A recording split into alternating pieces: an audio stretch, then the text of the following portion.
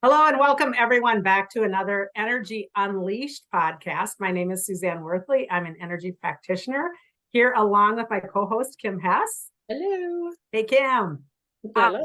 This is about energy sessions that I have with my clients. I kind of see patterns as a practitioner, and when I see patterns, we will bring them forward into a podcast so that I can kind of look at it from a practitioner standpoint and then toss it off to Kim from a bigger perspective where we sort of unleash things, deep dive into it, try to figure out what's going on as far as a pattern out there in the big bad world. And I have been seeing, Kim, this pattern, oh man, in the last couple of weeks. It's been pretty rampant actually since the so-called getting over COVID, which I love, by the way, because I loved when people were going, oh, I just want to get back to normal, which cracked me up as a practitioner. It's normal. Right? I mean, what is normal? And why would we, by the way, want to get back to it?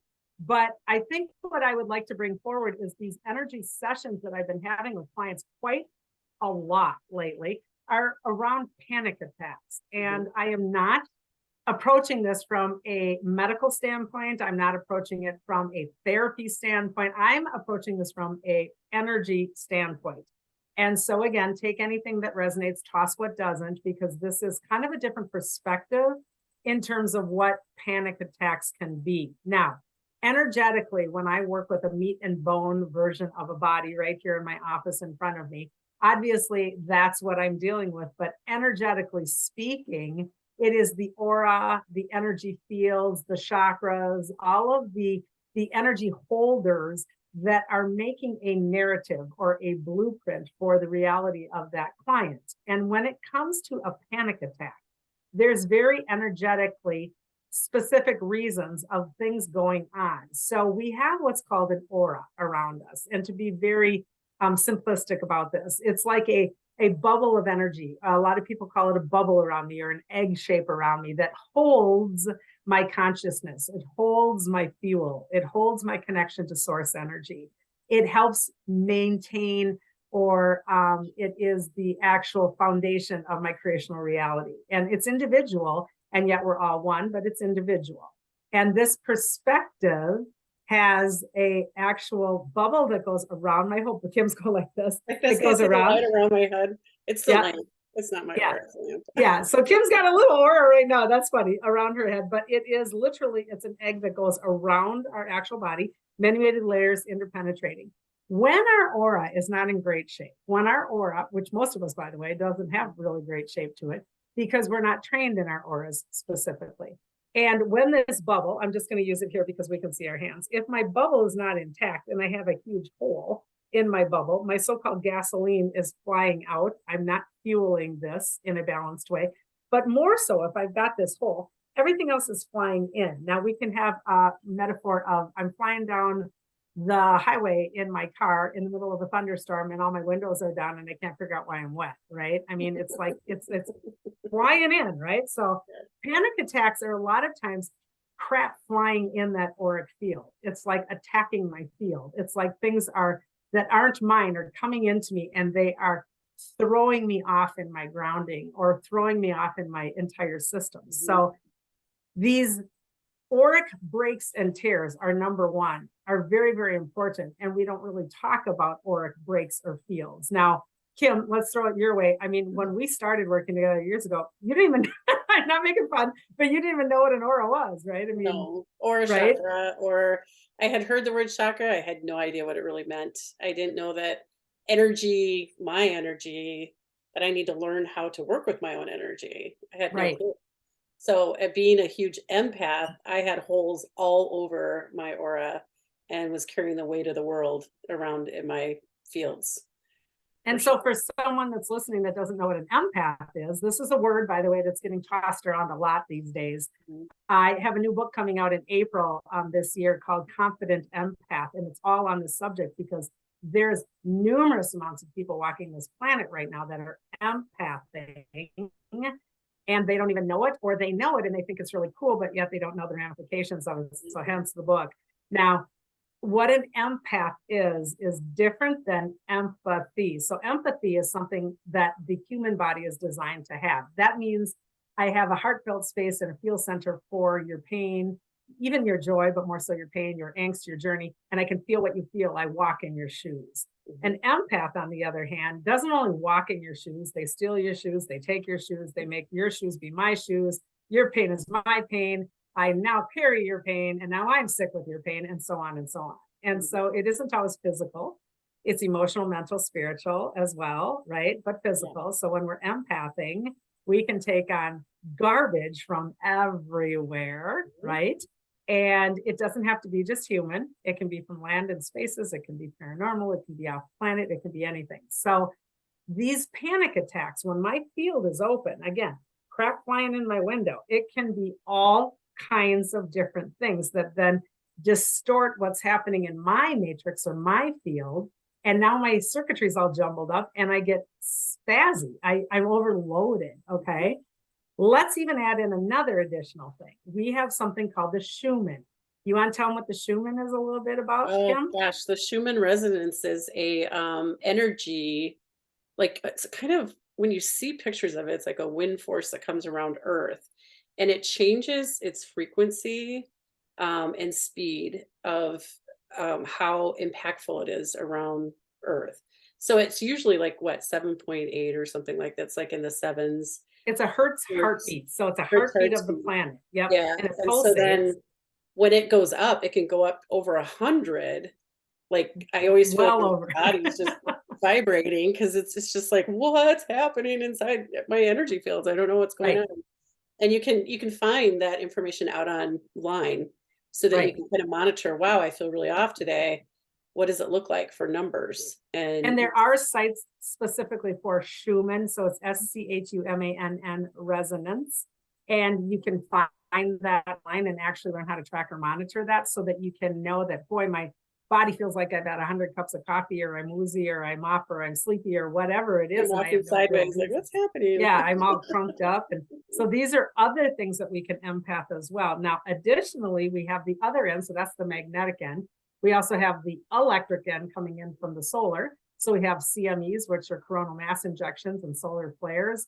We have all kinds of information that's flying out of our solar system and our sun into our atmosphere and into our bodies and hitting the earth and colliding. So we're kind of like that sandwich cookie of all kinds of cosmic electric and all kinds of magnetic earth things, and we're stuck right in the middle. Again, this will deteriorate and affect my field, and I can empath or pick all of these up. And if I have no context to work with, I think I'm going nuts, right? I just think I'm crazy. Yeah, or you think you're getting ill, or there's Yeah. something really wrong with your body. It's like, why do I feel this? Like you just, it's a weird feeling. And you're like, oh my God, I'm going to have a heart attack, or I'm starting to get anxious because something's wrong with me. Now your heart is racing. And I mean, Yep. you can go in this vicious circle of it from your head and what you Yep. think you have going on to what's really going on. So let's bring this further then into the panic attack, because for those of you that have had one, you probably have a specific way that you do them if you have several or a lot of them, and you'll know your calling card. I myself personally have had only a couple.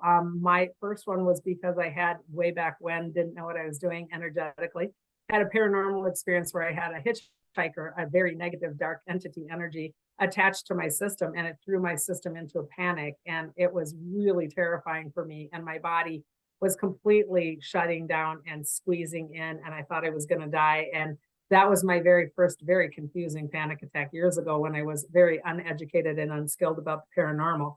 I had another version or two, maybe 2 or 3 times after that, but very short-lived because of the work that I do. I'm aware of what's happening in my energy field. And I'm not saying I'm cooler or better, take what resonates here for information, but this is about finding out how to get to the crux of what's happening, that it is a thought pattern that is coming through. And the moment that I attach an emotion, if I attach the emotion to my thought pattern, it becomes a creational reality trajectory. So if I'm starting to think, oh crap, here it comes, I'm losing it, oh my God, I'm feeling it, this is happening, blah, blah, blah. And then my emotion kicks in. Now I'm really scared. I'm really freaking out. I can feel this and this and this. I'm scared. I'm embarrassed. This has happened before. Oh my God, this is limiting. All of these emotions that we start to say, I'm tiny, I'm small, I'm scared. All of this connection will then make the trajectory forward into the full-blown panic attack. Mhm. So it is the actual allowing into the field, the thought pattern kicks off the belief, and then the emotion catches onto it to like start the trajectory of the actual panic attack. When we get better at navigating our energy, it is very important for us to go deeper at the very beginning of it, the very process of I'm starting to tingle, or I can't breathe, or my heart is racing, or I'm getting dizzy. We all have our calling cards for this. This is the time to actually stop and go into a neutral position as quickly as I can to then disassemble the thought pattern before I put the emotion to it. Does that make sense? Are you It getting does, that? but that's tough when you're It is trying tough. to feel the symptoms of everything. And Yep. Because we start to think I am my body, and I am my body, but I'm mostly my body being driven by my thoughts. So when I get to neutral, there is a trinity that I teach in everything that I do energetically that is important, if you choose, to go back into to disassemble the thought before it becomes attached to the panic emotion. The three things that we have in our DNA process that we come in with as a human experience that are foundational to our thought patterns and beliefs are, am I safe? My self-worth and self-love, and enough. So safe, worth, and love, and enough. That's the trinity of the pattern that usually will then trigger. So let's say I'm out in a social experiment here and I am starting to panic and there's too many people in the room and I can't breathe. Oh my God, I'm starting to do it, right? If I go to neutral before my body spasms out completely and shuts down and I'm immobilized, if I stand in neutral just for a second and I go through that trinity, the first thing I do is, am I safe? Well, my body may not feel safe because it may be really, lots of people. It might be tight in there. It might be claustrophobic. It might be all kinds of things. Am I truly safe? That's what we want to get down to. Am I safe? Yes, I'm still here. I'm alive. I may not feel safe, but technically speaking, am I safe? Can I move? Can I leave the building? Can someone help me? Can I reach out? It's unlimited, right? Mm-hmm. And it's important for us to know that these triggers of safe, worth, and enough, when I disassemble that thought pattern, almost every time I can undo it before I go bonkers. Mm-hmm. Now, I was with a young man the other day who has a lot of social anxiety. A lot of kids are taking on this label right now because we push this right now. This has again escalated post-COVID because people didn't know how to be isolated and then go back out into the so-called world. And so a lot of people's fields and their vibrational frequencies are very disturbed when they get back out into social situations. Hence why a lot of kids are saying social anxiety. So my field does not feel stable when I'm out. This, in this young man's case, would activate a lot of things about his worth. So this is that middle one. I'm not good enough. I'm going to make a fool of myself. Everyone's going to think I'm stupid and silly. I'm not, I can't do things right. People are going to see I'm inept. I have no future because I'm just, a mess, and on. The social anxiety hamster wheel is going around and around and around in his head. And he is finding himself becoming more and more isolated. And in this particular young man's case, he had a situation where he was indeed pushing himself to be out in public, and he got so physically sick that he literally actually threw up in a social situation, which then of course mortified him. And now he replays that hamster wheel over and over again, that I can't go out, I might throw up. And so his esophageal tract will shut down. This happens because my solar plexus holds my power, which is right in my rib cage area. My throat holds my truth and ability to express myself. And when these two are in flux or in fight with each other, it shuts down that esophageal tract, which then projects, right? Oh, yeah. Yeah. I've had that so happen. This is a young kid. He's in high school and he was mortified. And even though he did it amongst, way younger children, because he was doing some social work outside of the home in that regard, he was still mortified. And I said to him, so you didn't feel safe in your body and you didn't trust your body. And he said, no. And I still don't. And I said, and you think you're broken and weak, correct? And he's like, that's exactly what I feel. Mm-hmm. Now let's really go to the thought pattern of neutral, because you can do this neutral work At another time, also beyond the actual panic attack, you can take the meditative quiet time or journal time to undo this as well. So I encouraged him to sit with it and say, okay, you perceived your body as broken. You perceived your body as weak, as not good enough. And I said, and isn't it fascinating that your body was self-healing? Your body itself was trying to reset and actually reset and open up and move correctly because it was off, right? It wasn't aligned. And yet we bash our human vehicle for not being good enough, for not being worth, and not being, you know, correct or accepted, or all of these words that we play around with, when in reality, the human body is a miracle that knows how to self-heal, how to self-set. If we get the programming behind it out of the way.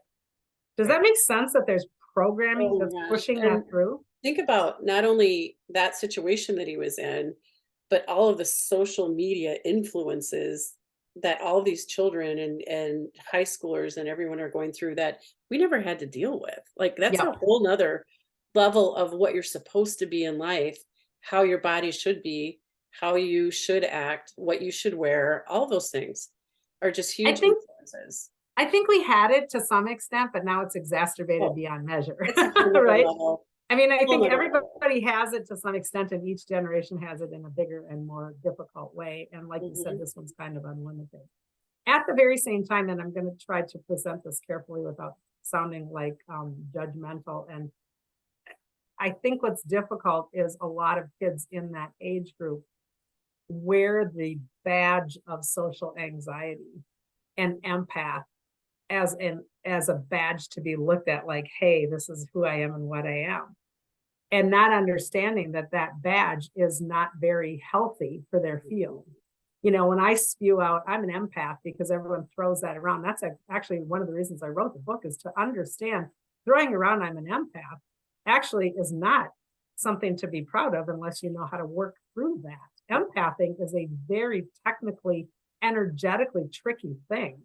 And empath and social anxiety has become kind of a buzzword for that generation of, yeah, well, I have social anxiety. And then sadly, we throw them on Western medicines, which in some cases is great, in other cases isn't. And we rely on outside sources to so-called help us be accepted, versus going inward and actually working on the core belief, the belief system, the core belief that's underlying, the essence of not safe, not enough, and not worth. These are the actual core energetic issues that are the blueprint for what's happening for the response in the body. And then understanding that auric field and the self-responsibility of keeping that auric field intact so that my gasoline is mine. And we're taught in society to go give everybody our gasoline and take everybody else's gasoline to make sure I'm fabulous and wonderful, instead of knowing that this is an energy thing. It's hard, right? And it really is difficult to watch. Or I've had, you know, a couple of my children go through anxiety at different points in time, and it's really tough as a mother. But then I've had my own situations where, when you look at the relationship of how, like, when I in my situation got there, and then how my children got there, it's like that neutral, if you knew how to do that, is so important. The first symptoms, it's like, wait a minute, that's not mine. This isn't my truth. I'm feeling this from a lot of other people around me, and it doesn't gel with what I believe is true. So understanding how to do that is really, really physically and mentally, emotionally important. And it is not what we teach our kids yet. And this is, again, why we bring these forward on podcasts and in books, to say this needs to change as a culture, because we're still teaching our children. I had a college kid yesterday who is in the same situation of panic attacking, and he's panic attacking on the I'm not enough anchor. I'm not enough. I'm not doing enough. He's already at a very young age, 21 years old, worrying about I'm not doing enough to prove my worth, especially to my parents. And I'm not doing enough to keep the boat from rocking. And I'm not doing enough to da. And it was fascinating to me to sit there and see how programmed a 21-year-old was already from just family belief systems. And never had occurred to him ever that maybe that's all not necessarily his truth. And the light bulb going on in this young man's head was just fascinating to watch again, because I don't fix anybody. I just offer a different perspective. And if it aligns, it clicks. And when it clicks, you can feel, and I love that. A lot of them will just go, and they'll sit back in the chair and it's like, oh my God, and the hair on my arms just went up and the tingles just went through. That's your aha moment. That's your truth That's like, moment. wait, the gerbil wheel just stopped. I can get off. Yeah. That's great. That's great. I don't have to keep running. It's always super fun when they're done with their healing session, that their head's really quiet and they don't know, wow, where's the gerbil? Right. I love that. That's one of my favorite parts. So this is, I think, something to talk to your children about, or yourself, or get some help about. And again, therapy might be a thing, Western medicine might be a thing, but I really suggest and invite people to think about the energetic standpoint of things, learn about your actual physical aura, understand that breaking that bubble open and taking everybody else's feel is vampiric. This is not the best way to do it, because as a vampire, you're going to need more and more and more and more and more and more and more, because you're stealing. And so when one learns how to close that auric field up, close all the windows in the car, keep our heat in the car, and keep the rain outside, then we don't have that panic going on. Right. If indeed that panic is triggered, it's important at the time, in the very moment, to find neutral, or if that doesn't work for you, spend quiet, meditative, spiritual time outside of it to then break down that belief system again and disassemble it, dismember it down to that trinity of, I truly am safe. I'm safe because I'm just here. You know, I am safe. Truly, I'm safe because I'm present. I'm here. That's the bottom line. Do I have worth? Yes, I have worth. I'm a vehicle of source. It's not about God on a cloud making him or, know I'm good to get into a fancy place. That's not what this is. I'm a vehicle of source energy to have an experience down here. How can that not be worth? And then enough is really a mind screw right now, because our controller factions love this one right now. There's not enough toilet paper. There's not enough diesel fuel. There's not enough, fruit. There's not enough baby formula. You got to love all the ones they're throwing right now, right? I mean, oh my gosh. It's programming. So when we can know that this is kind of an outside source game, yes, there maybe isn't enough toilet paper, but there's a heck of a lot of different ways that I could take care of that. I mean, come on. Yeah, they did it back in the day, right? Yeah, I mean, come on. So I think that these are things that we can work on in quiet, meditative journaling time. I mean, you're a journaler, you write, how cathartic that can be, right? Oh my gosh. My body and energy can change, within 15 minutes of writing something down. I think there's something about seeing it on the page, right? I mean, I'm not a writer, so if you see it on the page, that must trigger something for you.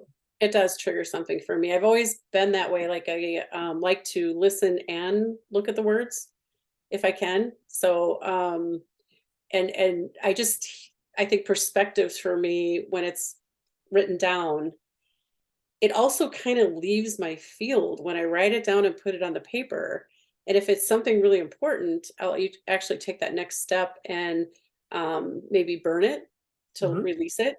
If it's something that's just really has been sitting there and I didn't know it, go through the process of asking for assistance to move it on and out and back up to the Akashic records.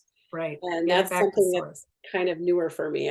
I didn't always know how to do that either. So it makes a huge difference, because again, you feel lighter as you start to release some of these things and let them go. Your actual being becomes much lighter and brighter. Yep. And that's a huge part of my upcoming book. The Confident Empath shows how we empath people, places, like I said, paranormal, spirit, all kinds of things. But then it also teaches us what that is, what that energetic file is, and how to get it out of the system and back up to what you said, the Akash, meaning the God source, get it out. And it is indeed a different kind of prayer. It's a different way to release it with command from myself, instead of handing my troubles off to a floating man in the sky. It's important for me to know that sky, that whole thing, that whole entire cosmos, that whole everything down here, all of it is me. I'm in this. This is me. And so I get to release it on behalf of myself to a higher version of myself. And this is important. so that this lower version down here can be clear and not panicked and Right. always in fight or flight. It's very important to not be in fight or flight all of the time. So to wind this down just a little, some of the other next steps that I give these people that are clients when they're having these panic attack situations is to have baby triumphs, small accomplishments. One of these young men that I was speaking to said, I can't even go for a walk. I used to do a 3-mile walk and I get about, a block and a half away and I start to think, oh my God, I'm going to freak out. I have to get back home where I'm safe. And I say, okay, this is when we can play with that thought pattern and break it down. As I'm walking, that thought comes in. Before I attach the panic emotion, I go back already and I say, I am safe. Look around me. I'm safe. There's a great day. There's sunshine. There's a bird. I am safe. And be in the moment of the small triumph. And don't shoot for the 3 miles. Shoot for the block. And then the next day, shoot for the block and a half. And then the next day, shoot for 2 blocks. And then 2.5 blocks, etc. So that we register the successes in the actual physical form and in the mental field. So that my then physical body can follow suit to say, I am safe. I walked 2 blocks yesterday. This is awesome. I can go 2.5. That's not a big deal. And knowing fully, by the way, that if I truly choose to turn around, I'm choosing to turn around. Not that I have to. This is a different fuel. I don't have to turn around because I'm broken and everything's falling to pieces and I'm out of control. I'm actually going to choose, if I choose, when I choose, how I choose to handle this. I can choose to walk forward. I can choose to go back, but I'm choosing. So this statement of I choose is really critical to understand that I always am and have been and will be in command, actually, even though my thoughts might take me elsewhere. So baby triumphs is seriously, I think, one of the best steps forward in this kind of a situation, if that makes sense. Especially in a world where we're so, especially I think the younger generations are used to instantaneous change. Yep. And you get that with social media. You get that with there's just so many things in their life that are just done, everything happens instantaneous. This takes a little work, and it's and all those baby steps to celebrate. Every bit of progress is really important. Right. It makes and then the very last key, which is critical for all of us, for not just panic attacks or anything, is the actual law of attraction. So if no one knows about what the law of attraction is on this call, do yourself a favor and look it up online. There's a million books out there. Esther Hicks and Abraham have been the gurus for eons about this. But basically what I really, really am putting attention towards, I get. What I really, really don't want, I'm also getting, because I'm putting that much attention. So if I'm putting so much of the attention towards, I can't, that's what I'm creating. So this is why that gratitude of the things that I can do, even if it's in small quotients, is critical, because it shifts that law of attraction and it puts the thought pattern back on track so that the emotions can then go on to the positive side, versus my subconscious running, like we said, the hamster or gerbil wheel is over here going, I can't. And it's just creating more of the same. So being present with the thought and monitoring that at all times, and then paradigm shifting and not bashing myself if I go backwards. Again, this young man was so cute. He goes, and I was doing so great. And I was doing so great for 2 weeks. And then I just fell right back into it. And I said, well, so? And he's like, well, I mean, that's failure. And I said, well, okay, but maybe you just start again. And he couldn't get over the fact that fail was just an opportunity to do it again. And so this is the time to go into fail. What does that believe? Where does that go to safe, enough, and worth? And so this is just an onion layer and an onion layer. So it's important for us to stay present with the process and not be a judge along the way. Yeah, absolutely. Yeah. And it doesn't, like you said, it's layers. Still experiencing these things, it doesn't, but to have that process in place to step back is really, really important. And well, I just said to you the other day, we were so talking about this. We were also coming to onion layers on things that we are doing, not necessarily panic attack related, but we were laughing about, are you kidding? We've done this how many times? There's something to be said about another layer. That actually means you're getting somewhere. Yeah. Because if you're only at layer 3 and you didn't have the wherewithal, the strength, the courage, the knowledge, the wisdom to go to layer 8, you're still at 3. So who cares if it's another layer? You're at 9 or 10 or 12, it just doesn't matter. And Yeah. so I think this is, again, why the thought processes and the beliefs attached to them are critical. And part of that, when we were talking about it the other day, it's, wait, we're making it so complicated. It's so much more simple than we make it. Right. It's so much more simple. And we do this all the time. And I We mean, do. I do this every single day of my life for a living, plus I'm a human being doing it. And I still have 8 million onion layers. So it's kind of like, get over it. It's part of the journey, right? It's part of the deal. Yeah. Yeah, you got to have a sense of humor along the way. So hopefully, anything else from you on that subject? Oh no, I think this is really important right now because we see it in our everyday lives through family, friends, you know, and it's out there. I mean, and you it's hear only it. going to get harder, people. And I don't Yeah. say that to make this more difficult or be sad. It's going to get harder because the Schumann resonance and the coronal mass injections are only going to be exponentially growing Mhm. and shifting our consciousness on this planet, which then rattles everybody's belief cages. And so this is going to be an ongoing process. So play with it and have some fun with it instead of being scared of it, is my thing. Yeah, go hug a tree. Go put your Go feet hug a in the tree. grass. Come on. All Just right, do it. everybody, until next time, on behalf of us, thank you very much, and we'll see you soon. Cosmic hugs. Bye.